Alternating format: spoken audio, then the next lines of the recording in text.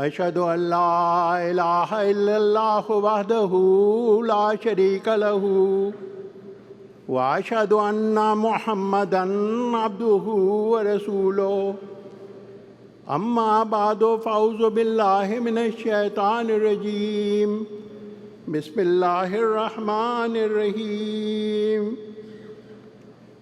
والذين آمنوا وهاجروا وجاهدوا في سبيل الله والذين آووا ونصروا أولئك هم المؤمنون حقا لهم مغفرة ورزق کریم۔ سورہ انفال آیت 75۔ ترجمہ یوں ہے: اور وہ لوگ جو بعد میں ایمان لائے اور انہوں نے ہجرت کی اور تمہارے ساتھ مل کر جہاد کیا تو وہ تمہیں میں سے ہیں، اور جہاں تک رحمی رشتہ داروں کا تعلق ہے تو اللہ کی کتاب میں ان میں سے بعض دوسروں کے زیادہ قریب ہیں۔ یقیناً اللہ ہر چیز کو کا خوب علم رکھتا ہے۔ محترم امیر صاحب، معزز حاضرین، ہر گام پر فرشتوں کا لشکر ہو ساتھ ساتھ، ہر ملک میں تمہاری حفاظت خدا کرے، دجال کے بچھائے ہوئے جال تو دو، حاصل ہو تم کو ایسی ذہانت خدا کرے۔ میری تقریر کا عنوان ہجرت فی سبیل اللہ ہے۔ جب ہم نظام عالم کا مشاہدہ کرتے ہیں تو ہمیں دو متوازی نظام نظر آتے ہیں، ایک نظام کائنات ہے اور ایک روحانی نظام ہے۔ روحانی نظام کے مطالعے سے یہ بات صاف نظر آتی ہے کہ اس کا مرکز خدا تعالیٰ اور اس کے پیغمبر ہیں۔ قرآن کریم میں سنت اللہ یوں بیان ہوئی ہے: لقد ضل قبلہم اکثر الاولین لقد بعثنا فیہم منذرین۔ یعنی جب بھی انسانوں کی اکثریت خدا سے دور ہو جاتی ہے تو اللہ ڈرانے والے بھیج دیتا ہے۔ نبی جب دنیا میں آتے ہیں تو وہ کیا کرتے ہیں؟ وہ دعوت اللہ کرتے ہیں، اور اکثریت ان کو قبول نہیں کرتی، بلکہ ان کے مشن کو ناکام بنانے کی پوری کوشش کرتی ہے۔ اس وقت خدا تعالیٰ کی طرف سے یوں ڈھارس آتی ہے: کتب اللہ لاغلبن انا ورسلی۔ تقدیر میں یہ لکھا جا چکا ہے کہ خدا اور خدا کے نبی ہمیشہ کامیاب و کامران ہوں گے۔ اب اگر مخالفت اس جوش سے ہے کہ جماعت میں مومنین کی زندگیاں تلخ کر دی گئی ہیں اور تبلیغ کی راہیں بند کر دی گئی ہیں، اور دوسری طرف کامیابی کی بشارات، تو سوال یہ پیدا ہوتا ہے کہ یہ کامیابی کیوں کر ممکن ہو؟ اللہ تعالیٰ نے اس کا خود جواب دیا، فرمایا: یقیناً وہ لوگ جن کو فرشتے اس حال میں وفات دیتے ہیں کہ وہ اپنے نفسوں پر ظلم کرنے والے ہیں، وہ ان سے کہتے ہیں کہ تم کس حال میں رہے؟ تو وہ جواباً کہتے ہیں: ہم تو وطن میں بہت کمزور کر دیے گئے تھے۔ تو فرشتے کہیں گے: کیا اللہ کی زمین وسیع نہیں تھی کہ تم اس میں ہجرت کر جاتے؟ سورہ نساء آیت 98۔ اگلی آیت 101 میں فرمایا گیا کہ ہجرت فی سبیل اللہ کے نتیجے میں غیر معمولی نعمہ عطا ہوں گی۔ ہجرت فی سبیل اللہ ہی میری تقریر کا موضوع ہے۔ میری تقریر کے دو حصے ہیں۔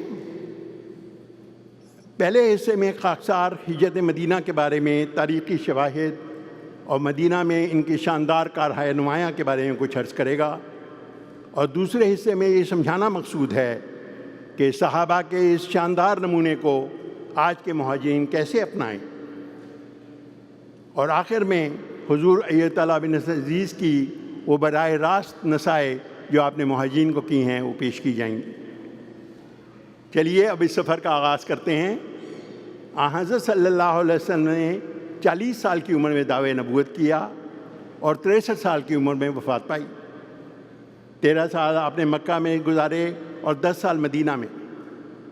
نبوت کے ابتدائی 5 سال مسلسل مسلمان کفار کی ایذا رسانیاں برداشت کرتے رہے۔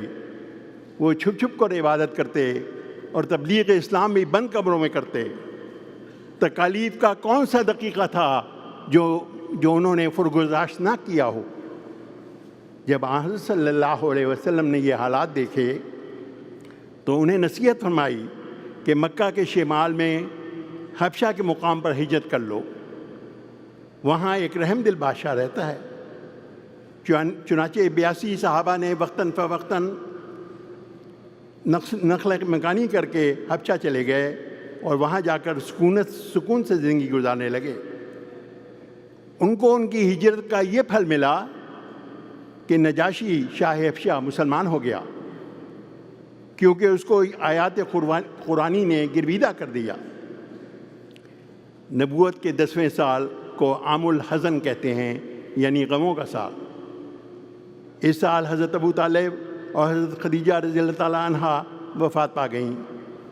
کفار کے ظلم و ستم کے اب نئے باب شروع ہو گئے۔ ان حالات میں حضرت صلی اللہ علیہ وسلم نے مکہ کے جنوب مشرق میں طائف نامی شہر کا رخ کیا اور وہاں کے لوگوں کو پیغام حق پہنچایا۔ یہاں تو کیفیت ہی اور تھی دوستو، اور اس کے شہر کے لوگوں نے آپ کے ساتھ بہت برا سلوک کیا۔ رئیس طائف نے آپ کو شہر سے نکل جانے کا حکم دیا، اوباش لوگوں کو آپ کے پیچھے لگا دیا جو آپ پر پتھراؤ کرتے تھے، اور آپ کے پائے مبارک لہو لہان ہو گئے۔ آپ 3 میل چلتے رہے اور یہ اوباش آپ کا پیچھا کرتے رہے، یہاں تک کہ انہوں نے دور طائف سے باہر نکال دیا۔ یہاں آپ نے درخت کے نیچے سہارا لیا، ایک فرشتہ نازل ہوا اور اس نے کہا، یا رسول اللہ، آپ حکم فرمائیں تو یہ پہاڑ ان پر الٹا دیا جائے۔ مگر اس کوہ استقامت نے جانتے ہو کیا جواب دیا؟ آپ نے فرمایا کہ نہیں، یہ نہیں، مگر ان کی اولادیں ضرور اسلام لائیں گی۔ اس کے بعد آپ نے ایک رقت آمیز دعا کی، اور وہ دعا کے چند جملے آپ کی خدمت میں پیش ہیں۔ آپ نے فرمایا، اے ارحم الراحمین، تو مجھے کس کے سپرد کر دے گا؟ کیا ایسے دشمن کے حوالے کرے گا جو مجھے ادھر ادھر دھکیلتے پھریں گے، یا اس دشمن کے ہاتھ میں جو میرے وطن میں مجھ پر غالب ہے؟ آئیے ہم دیکھتے ہیں کہ دل سے نکلی ہوئی یہ دعا کیسے قبول ہوئی، اور کس طرح اگلے 3 سالوں میں اللہ تعالیٰ نے ہجرت کے وہ انتظام کیے کہ شہر والوں نے اپنی جانوں سے زیادہ پیارے رسول کی حفاظت کے لیے سامان کیے اور آخر تک ساتھ نبھایا۔ سفر طائف کے بعد حضور صلی اللہ علیہ وسلم واپس مکہ تشریف لے آئے۔ انہی دنوں مدینہ سے مشرکین اپنی بتوں کی زیارت کے لیے مکہ آئے تھے۔ حضور نے سورہ انعام کی آیات 152 اور 153 سنائیں اور دعوت اسلام دی۔ یہ لوگ ان آیات سے بہت متاثر ہوئے اور آپس میں مشورے کے بعد اسلام لے آئے۔ چلتے وقت انہوں نے حضرت صلی اللہ علیہ وسلم کی دعا کی درخواست کی کہ ہمارے قبیلے میں بہت کشیدگی ہے، ہم یثرب جا کر یہ پیغام پہنچائیں گے اور اگلے سال پھر حاضر ہوں گے۔ چنانچہ 12 افراد کو لے کر یہ لوگ دوبارہ اسی مقام پر آئے اور عقبہ کے مقام پر حضور صلی اللہ علیہ وسلم سے ملاقات کی اور بیعت میں شامل ہوئے۔ انہوں نے آپ سے درخواست کی کہ آپ ایک مبلغ بھجوا دیں۔ چنانچہ حضور صلی اللہ علیہ وسلم نے حضرت ماصب بن عمیر کو ان کے ہمراہ کر دیا۔ ان کی تبلیغ سے کثیر تعداد میں لوگوں نے اسلام قبول کیا، اور تیسرے سال 72 افراد پر مشتمل ایک گروہ اسی مقام پر حضور سے ملا۔ اس موقع پر انہوں نے نہ صرف حضور صلی اللہ علیہ وسلم کو مدینہ آنے کی دعوت دی، بلکہ آپ کی مکمل حفاظت کا وعدہ دیا اور یہ اعلان کیا کہ ہم آپ کی حفاظت اپنے اہل و عیال کی طرح کریں گے۔ یہ وہ آسمانی جواب تھا کہ اے ارحم الراحمین، تو مجھے کس کے سپرد کر دے گا؟ حضور صلی اللہ علیہ وسلم کو جب اللہ تعالیٰ کی طرف سے ہجرت کا حکم ہوا تو آپ مکہ سے اپنے ساتھی حضرت ابو بکر کے ہمراہ عازم مدینہ ہوئے۔ روانگی کے وقت آپ جو امن کے پیغامبر تھے، آپ کو یہ دعا سکھلائی گئی، رب ادخلنی مدخل صدق واخرجنی مخرج صدق واجعل لی من لدنک سلطانا نصیرا۔ سورہ بنی اسرائیل آیت 81۔ یعنی اے خدا، اس نئی بستی میں داخلہ بھی صدق سے ہو، وہاں سے اخراج بھی پرامن ہو، اور میرے لیے ایک سلطان نصیر کا انتظام فرما۔ کس شان سے یہ دعا پوری ہوئی؟ پرامن ہجرت، پرامن واپسی، اور پھر حضرت ابوبکر جیسا سلطان نصیر عطا ہوا۔ مکہ سے رخصت ہو کر غار ثور میں پناہ لی، پھر قبا سے ہوتے ہوئے مدینہ تشریف لائے۔ قبا کے مختصر قیام میں آپ نے 3 دن میں مسجد کی تعمیر فرمائی، اور مدینہ تشریف لا کر بھی مسجد نبوی کی بنیاد رکھی۔ اس طور پر ہمیں یہ سبق دیا کہ ہجرت کا اصل مقصد عبادت اور آزادی عبادت ہے۔ خدائے واحد یگانہ کے آگے جھکنا مومن کا اصل مقصود ہے، اور یہی ہجرت کے عظیم مقاصد میں سے ایک مقصد ہے۔ مدینہ میں چونکہ مہاجر بھی ہجرت کر کے آئے، اور انصار بھی جو وہاں موجود تھے، جو ان کے ہیلپرز تھے، حضرت صلی اللہ علیہ وسلم نے ان دونوں کو جمع کیا۔ حضرت انس کے مکان پر جمع ہوئے، انصار کو مخاطب ہو کر فرمایا، مہاجر تمہارے بھائی ہیں۔ اس محفل میں 45 مہاجرین شامل تھے۔ آپ نے ایک ایک انصاری اور ایک ایک مہاجر کو بلا کر ان کو بھائی بھائی بنا دیا۔ اس کارروائی کو مواقات کہتے ہیں۔ انصار نے مہاجرین کو ساتھ لے جا کر گھر کی ایک ایک چیز کا جائزہ دیا کہ آدھا مال آپ کا ہے اور آدھا مال ہمارا ہے۔ انصار کے نخلستان تھے، انہوں نے کہا جو کچھ آمدنی ہوگی اس کا نصف مہاجرین کا ہوگا، اور کھیتوں میں ہم کام کریں گے۔ آج کی دنیا میں جو اقتصادی طور پر بہت آگے ہے، ایک مثال اس جیسی پیش نہیں کی جا سکتی، بلکہ یہ حقیقی مواقعات کل عالم کے لیے ایک انوکھی اور انہونی مثال ہے۔ یہاں تک کہ ورثے میں بھی مہاجرین حصہ دار بن گئے، مگر بعد میں حکم الہی کے مطابق اس کو موقوف کر دیا گیا۔ سورہ حشر آیت 10 میں اللہ تعالیٰ نے انصار کے اس جذبے کو یوں بیان کیا، وَيُسِرُونَ عَلَىٰ أَنفُسِهِمْ وَلَوْ كَانَ بِهِمْ خَصَاصَةٌ، اور خود اپنی جانوں پر دوسروں کو ترجیح دیتے تھے، باوجود اس کے کہ انہیں خود تنگی درپیش تھی۔ اب آپ کی خدمت میں چند واقعات بیان کرتا ہوں۔ حضرت عبد الرحمن بن عوف رئیس مکہ تھے، مگر مدینہ ہجرت کے وقت بے سر و سامان تھے۔ سعد بن ربیع رضی اللہ تعالیٰ عنہ آپ کے دینی بھائی قرار دیے گئے۔ انہوں نے جب اپنی جائیداد کے بارے میں نصف ملکیت کا ذکر کیا تو حضرت عبد الرحمن بن عوف نے شکریہ ادا کیا اور صرف یہ کہا کہ مجھے بازار کا رستہ بتا دیں۔ چنانچہ آپ کو بازار کا رستہ بتا دیا گیا۔ آپ وہاں تشریف لے گئے اور پنیر اور گھی کی تجارت شروع کر دی، اور اپنے سر پر ایک تھال رکھ کر مدینہ میں گھر گھر پنیر بیچا کرتے تھے۔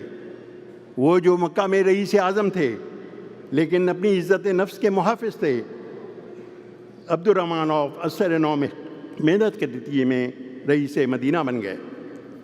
حضرت مسیح موعود علیہ السلام نے صحابہ کی تعریف میں اپنے عربی قصیدے میں کیا خوب فرمایا۔ آپ فرماتے ہیں، قوم کرام لا نفرق بینہم کانوا لغیر الرسل کالاعضاء، یعنی صحابہ رضوان اللہ علیہم اجمعین کون ہیں؟ یہ ایک معظم قوم ہیں جن میں ہم تفریق نہیں کر سکتے۔ کیوں نہیں کر سکتے؟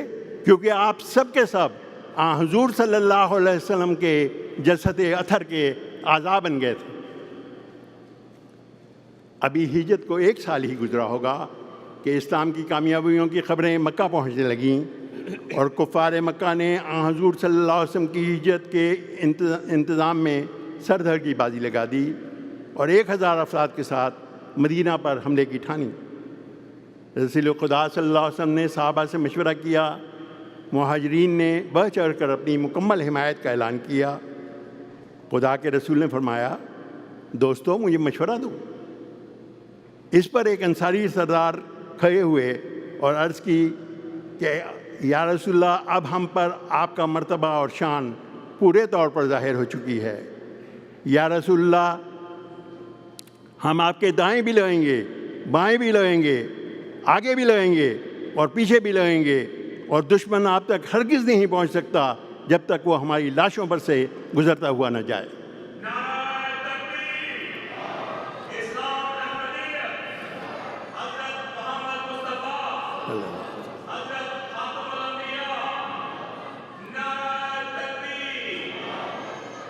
یہ وہ فدائیت اور اخلاص کا جذبہ تھا جس کی مثال کوئی سابقہ نبی پیش نہیں کر سکتا۔ یا تو جاہلیت کے زمانے میں ان کی یہ حالت تھی کہ وہ دنیا کے کیے تھے، یا پھر اس نبی کی پیروی کے بعد وہ ایسے خدا کی طرف کھینچے گئے کہ گویا خدا ان کے اندر سکونت پذیر ہو گیا ہو۔ آئیے اب ایک مہاجر کا نمونہ میدان احد میں دیکھیں۔ آپ سب کو علم ہوگا کہ احد میں کفار کی تعداد 3000 تھی اور مسلمانوں کی 1000۔ اس جنگ کی ابتدا فتح سے ہوئی، مگر چند کفار نے ایک درے سے مومنین کو دیکھا کہ وہ پرمسرت ہیں، اس وقت ان پر تیروں کی بارش کر دی۔ اور ایک وقت ایسا آیا کہ خدا کے رسول بھی نرغے میں آ گئے۔ اس وقت ایک مہاجر حضرت طلحہ بن عبیدہ حضور صلی اللہ علیہ وسلم کے قریب آئے اور اپنے ہاتھ کو حضور کے چہرے مبارک کے سامنے رکھ دیا اور ہر تیر اپنے ہاتھ پر لیتے رہے یہاں تک کہ آپ کا ہاتھ چھلنی ہو گیا۔ حضرت خلیفۃ المسیح ثانی رضی اللہ تعالیٰ عنہ اس واقعے کو یوں بیان کرتے ہیں، دیکھو کتنا عظیم سبق اس واقعے میں پنہاں ہے۔ طلحہ جانتے تھے کہ آج محمد مصطفیٰ صلی اللہ علیہ وسلم کے چہرے مبارک کی حفاظت میرا ہاتھ کر رہا ہے، اگر میرے اس ہاتھ میں ذرا سی بھی حرکت ہوئی تو تیر نکل کر حضور کو جا لگے گا۔ بس انہوں نے اپنا ہاتھ نہیں ہلایا کیونکہ وہ جانتے تھے کہ اس ہاتھ کے پیچھے محمد رسول اللہ صلی اللہ علیہ وسلم کا چہرہ ہے۔ اسی طرح تم بھی اگر اپنے اندر یہ احساس پیدا کرو، اگر تم یہ سمجھنے لگو کہ ہمارے پیچھے اسلام کا چہرہ ہے اور اسلام اور محمد مصطفیٰ دو نہیں بلکہ ایک ہی ہیں، تو تم بھی ایک مضبوط چٹان کی طرح قائم ہو جاؤ اور تم بھی ہر وہ تیر جو اسلام پر پھینکا جاتا ہے اپنے ہاتھوں پر لینے کے لیے تیار ہو جاؤ۔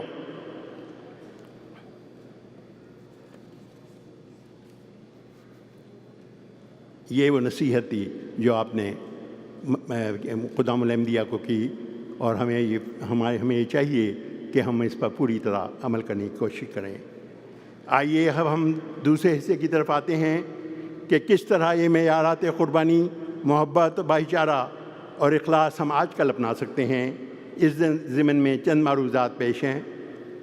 بعد ہجرت نئے ماحول میں اپنے پیر پر کھڑے ہونا اور کوشش کرنا کہ ہم حضرت عبد الرحمن بن عوف کی طرح وہی نمونہ اختیار کریں، عزت نفس کے ساتھ اپنے پیر پر کھڑے ہونے کی خود کوشش کریں، اپنے محسنین کو ہرگز فراموش نہ کرنا اور ان کے احسانات کا مناسب بدلہ دینا، نئے ماحول میں اپنی اعلیٰ اقدار کو قائم رکھنا اور ہر وقت اپنے ماضی کو یاد رکھنا۔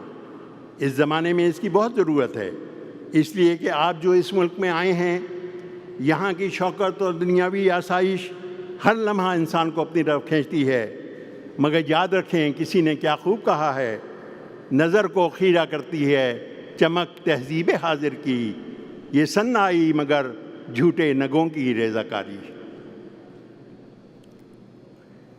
مہاجرین کو جو امداد انصار کی طرف سے کسی شکل میں ملی، غزوہ بدر کے بعد انہوں نے سب لوٹا دیں اور ہمیشہ انصار کے مشکور رہے۔ انصار و مہاجرین کا آپس میں ایسا محبت کا سلوک تھا کہ جس کی مثال دنیا میں نہیں مل سکتی، اور وہ رحماء بینہم کی حقیقی تصویر بن گئے تھے۔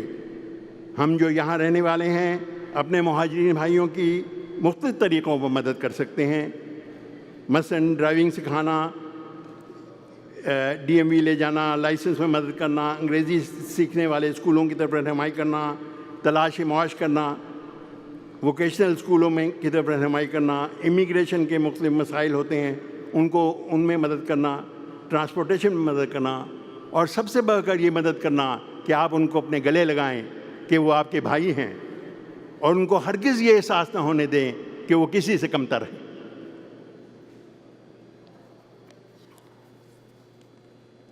پاکستان میں دعوت اللہ پر پابندیاں ہیں، یہاں پر آپ آزادانہ تبلیغ نہیں کر سکتے تھے، کوئی دن نہ جائے کہ آپ پیغام حق نہ پہنچائیں۔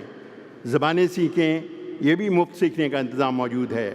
حضرت خلیفۃ المسیح الرابع رحمہ اللہ نے تبلیغ کے فرائض کی ادائیگی کے سلسلے میں نہایت جلال سے فرمایا، اے امریکہ اور کینیڈا کے احمدیوں، تم کب تک بھیڑوں کے لباسوں میں زندگی گزارو گے؟ اٹھو اور ان لباسوں کو چاک کر دو۔ تم خدا کے شیر ہو اور شیروں کی طرح دندناتے ہوئے گرجتے ہوئے جنگلوں میں فتح یاب ہو۔ خدا تمہارے ساتھ ہو، خدا تمہارے ساتھ ہو، خدا تمہارے ساتھ ہو۔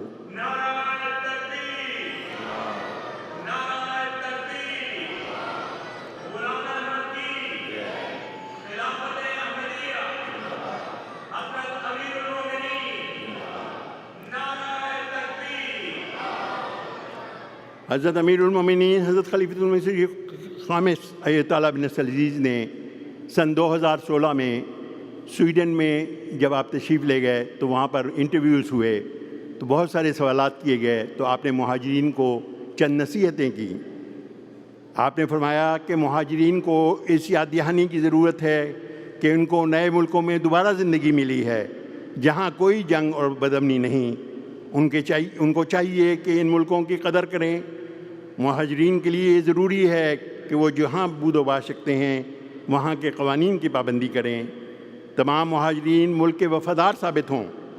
جہاں وہ ہجرت کر کے آئے ہیں ان کو پوری کوشش کرنی چاہیے کہ اس ملک کی بہبود کے لیے کوشاں رہیں۔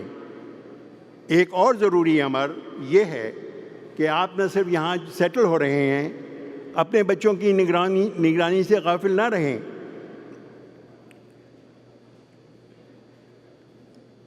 امریکہ کا معاشرہ بہت زیادہ ترقی یافتہ ہے، وہاں اخلاقی انحطاط کا شکار ہے۔ انٹرنیٹ کے غلط استعمال نے اخلاقی بحران مچا رکھا ہے۔ ضروری ہے کہ ہمارے بچے اس کے زہر آلود حصے سے اپنے آپ کو بچائیں۔ اس سلسلے میں حضرت امیر المومنین ایۃ اللہ بن عزیز کے اختتامی اجلاس سن 2011 جلسہ سالانہ جرمنی آپ کو درخواست کرتا ہوں کہ وہ دوبارہ سنیں۔ اس میں حضور نے بڑے پیار سے ایک بات بیان کی اور یہ سننے کے لائق ہے۔ آپ فرماتے ہیں ہر احمدی کو سوچنا ہوگا کہ جس کام کے لیے وہ مامور کیا گیا ہے اس کی ادائیگی کی کوشش کرے۔ غور سے سنیے یہ جملہ۔ فرماتے ہیں حضرت مسیح موعود علیہ السلام کے انصار بن کر اس دنیا کو فسق و فجور سے نکالا جائے، لیکن اگر ہم خود ان برائیوں میں پڑ جائیں تو کیا حال ہوگا اس دنیا کا؟ جو اس بات کو نہیں سمجھے گا وہ حضرت مسیح موعود کی جماعت سے کاٹا جائے گا۔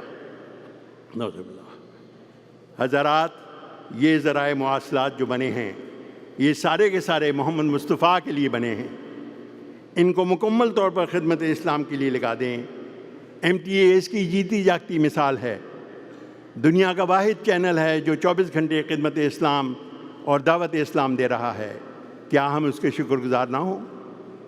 ہمارے موجودہ امام نے کیا خوب فرمایا کہ ہمیں ہر روز کم از کم 1 گھنٹہ اس پر صرف کرنا چاہیے۔ خطبہ جمعہ تمام فیملی کے ساتھ سنیں۔ خطبہ جمعہ 20 مئی سن 2016۔ آپ نے مزید فرمایا کہ MTA کے دوسرے پروگرام بھی دیکھیں، مگر جن گھروں میں اس پر عمل ہو رہا ہے وہاں اللہ کے فضل سے نظر آتا ہے کہ پورا گھرانہ دین کی طرف مائل ہے۔